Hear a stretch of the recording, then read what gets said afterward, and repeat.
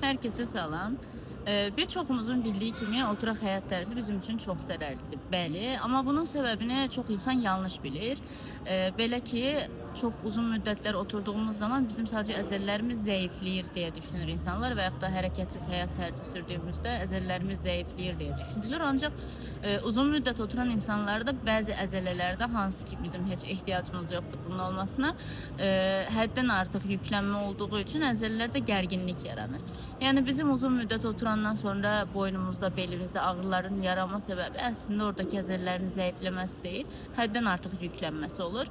Və bu da zamanla bizdə qan dövranı pozuntusuna, biraz əsəbi bir hal, stresli bir hal yaradır.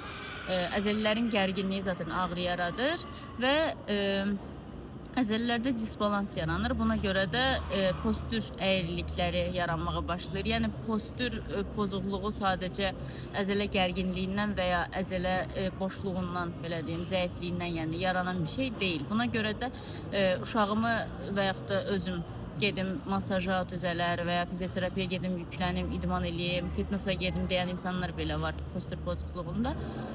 Hər bir əzələyə individual yanaşıb, hər bir əzələnin öz ehtiyacına görə orada bir prosedurlar olunması lazımdır.